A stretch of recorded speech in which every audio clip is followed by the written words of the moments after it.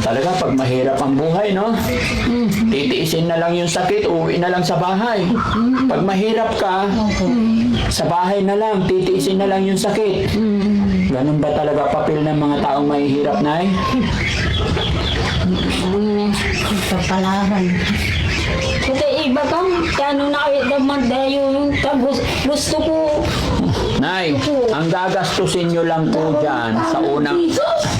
Unla kayo di man, Nay. May kasi kayo si Mayor, bias na ambulansya. Kasi mga ganito, hindi rin basta-basta isinasakay sa private vehicle. Kasi anything happen, iba kasi pag ambulansya, dire-diretso. Kumbaga, may tawag nito, lisensyado sila na magbiyahe ng pasyente para hindi nagkakaaberya. So pag nagkaroon ng problema, sita ng pulis or what, paabantihin agad. Kaya kailangan importante ambulansya. Ang gagastusin nyo lang na ay pagkain ng pupunta. Tapos syempre, alam nyo naman dito sa atin, bigyan natin ng kaunting pagkain din ang driver. Pero ang gasolina ng ambulansya, sagot po yan ng gobyerno. Hindi po yan sagot. Kaya maliit lang. Tsaka kailangan lang yung present nyo po. Nay? Magagawa kaya ng mga kapatid mo yun, Nay? Ay anak mo? Hindi ko. Nagawaan na anak mo? Basta walang gastos. Yes po, Nay. Manisya kayo siyak, Nay. Ang gagastusin nyo lang yung kakainin ninyo.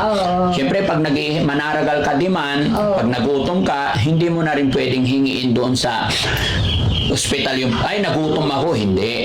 Ang libre doon sa ospital, siyempre yung mga ganitong pasyente lang. Mga gamot, no? Salamat. Binigyan ko kayo ng idea, Nay. Idea. Ay, idea. Oo. Idea. Kumbaga ibabanga ta kayo laba, Nay, mo ang yagawin nyo. Bayis kayo, mayor na ambulansya, and then, kahit hindi na kayo pwede, aramay agagi tula. Takakasyan mo. Hangga po'y gastos. Katungtungan ko nila na kuno gabay da. Ang gano do'y agaw? Katungtungan ko no, walay malabay tataluraran lalaki. So ibig sabihin, 4 na lang sila ngayon. Oo, may kapat. May 4, 3 lalaki. Oo. Ilang taon yung isang lalaki? Mga 41 yung panganay. Tapos pangalawa siya. Oo. Pangatlo, Patay na, babae. pangapat, ilang taon? Mga 35. Malalakas pa yan. Kahit isang lalaki lang. Hindi ka may pamilya. Pamilya na. Nay, kahit may pamilya yan, hindi naman aalis yung pamilya niya pag sumama lang ng 2 araw. Nisi ko ti ibagam, wala ko. Di ba? Pag sumama pa doon, aalis na yung pamilya. Hindi gusto po. ko, yung anak ko hindi ko alam. Gusto ko. Yung anak ko. So ayun mga kababayan, no? Binigyan natin sila ng idea. Ito po yung sinasabi minsan mga kababayan na medyo kulang po. Unang-una, kulang sa pinansyal. Kita naman natin yung hirap ng buhay nila. Kumanta si Usila. Pangalawa po, yung kulang po sa kaalaman. Hindi po nila alam yung kanilang karapatan. Kagaya na lang po ng pagkuha o pag-request natin ng ambulansya sa ating gobyerno.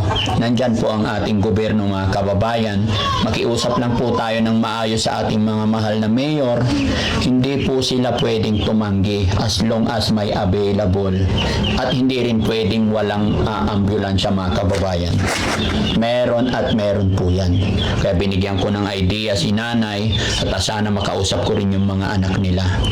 Dahil nakakaawa yung kanilang anak na almost 20 years na po dito. Tapos ano yung sakit niya? Na sinasabi yung lumabas yung matres, ang tawag? Baka may nabubuhay. Bunay. Bunay daw po, sabi. Ano yung bunay? Salitang Pangasinan yun? Yung bunay. Hindi ko alam po sa Tagalog mga kababayan. Hindi ko rin alam sa English. Pasensya na po kayo. Yung bunay na tinatawag nila, yung nakalabas na raw yung matris at may mga time na lumalabas yung dugo. At ito mga kababayan, nakita ko na dumudugo dugo talaga at hindi natin pwedeng ipakita, no? Pasintabi po mga kababayan sa mga nakapanood ng video ito. At si nanay din na gustong-gusto, powerful sana kung si nanay ang kasama namin. Pero si nanay, maging si nanay ay alagain na rin, hindi na siya makalakad, no? At tanging hanap buhay daw ni nanay nung hindi pa siya napipilay ay nagtitinda ng balot. Sayang na, no? Hindi ka na napagtinda ng balot. Sayang. Hindi balita, malaki na. Malaki yung anak ko na. No, maliit di. Problema. Walang pagkain. Kaya si Kalay alagaan danatan na. Oo. Buti mababait, mabuti na mababait yung mga anak mo. Oo. Mabait yung manugang mo. Manugang ko ito. Manugang mo. Oo. Pero sana na mas masanting pag madadala si Oo. Josephine. No, gusto ko yung anak ko, hindi ko alam. Siyempre may trabaho. Ayan, no? Trabaho Natutuyo sila. na lang sa ihi, dugo, Oo. tuyo na. Tapos yung dumi niya, doon na lang. Bubuhusan na lang. Opo. Paano pagpaliguan? Nandito na. Pinapaliguan din. Oo. Ay, salamat sir. Basta magaling. Salamat na balbalog Diyos sa katawan. Opo. Oo. Pray lang tayo kay God parati, no? Diyos sa katawan. Opo, hindi po si Daddy Frankie ang nagpapagalingan. Kumbaga kami po, nagbibigay lang ng idea, kaunting tulong, no? Hindi rin kasi pwede sa sasakyan ko itong mga kababayan kasi nagdudugo. Kaya kailangan talaga ito, I think, pampers, no? Natanggal niya po. Walang pampers. Tinatanggal po niya. Tatanggalin niya talaga. Tanggal. Tawagan niyo na ako ng ama ko. Ayan. Ang gabay mo yung unabig, anak ko, tulungan mo yung sarili. Tawagan niyo na ako. Oo. Nay, labay mo unabig so anak mo. Oo, gabay kong tagap, ikakasikod Diyos sa katawan. Nun aris ko ang, naintindihan yung pangkasikod. Oo. Nun aris ko ang manakisan tagpula na sirbyan.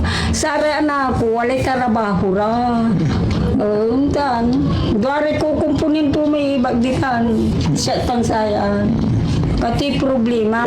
Pero noon nabig may anak iyo, Gabay. possible na pati siya maalagaan.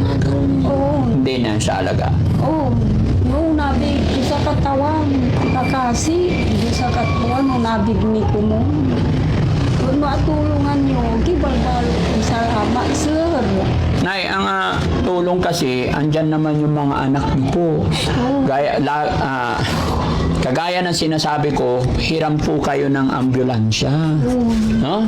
Oo, may tungtong sa ambulansya. Kung problema yung pera, Nay, pwede naman magbigay ng pera pangkain nila. Okay ba yun, Nay? Dadalhin kaya siya sa pagamutan? Ang kwanta, no sare, anak ko, gabay da, no walay malabay, yung lamanay. Paano? Pati problema. Paano pag ayaw ng mga anak mo, Nay? Diyan na lang talaga siya. Oo, diyan lang, naayaw. Tanggap pinagawang ko mo. Nagag-arisgo ko mo siya. Pwede siguro si nanay, no? Wheelchair, tutulak, siya mag-a-assist doon. No? Ang problema, kaya lang, ang problema kasi kailangan na si kay mampirma di man. Ay, ako lang man ta, ako Wheelchair na, hindi ka maglalakad. Kung ayaw ng mga anak mo, ikaw na lang. Ay, yung ihi, yung tumatay, di problema ko. Kaya di ako maglalakad. May wheelchair po tayo na. Isama natin yung manugang mo. Ay, may anak sa maliit. May anak. Iwanan na lang muna yung anak. Yung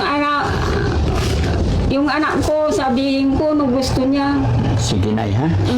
Ako lang. Pantungtungan yun, Oo. mag-iina. Kawawa po yung anak. Mamayang mga alauna, yung anak kong bunso na nandito, mga alauna, So, yun mga kababayan, mga kabarangay, no? Kinukumbinsi ko po si nanay na kausapin daw po ang kanyang mga anak. Dahil wala daw pong makakasama sa kanila. hindi na raw po kaya ni nanay at hindi rin mapilit ni nanay yung kanyang mga anak, no? Pinaliwanag ko naman na po sa kanila lahat yung proseso dito po sa mga bahay pagamutan. Pagka ganito kasi mga pasyente ay hindi na po yan binabantayan. Although hindi lahat, pero may mga bahay pagamutan mga kababayan na pag na-admit na is pauuwiin na po yung bantay. Tatawagan na lang. Pero may mga dahilan po sila mga kababayan, no? Pero kaya po nakarating dito si Daddy Frankie dahil sa pagme-message nila. Sinong nag-message, Sam? Sila. Kapitbahay. Hindi na rin nagpakilala mga kababayan. Pero bagamat ganon, baka sakaling mapag-usapan nila, magbibigay pa rin tayo ng kaunting tulong pinansyal mga kababayan, no?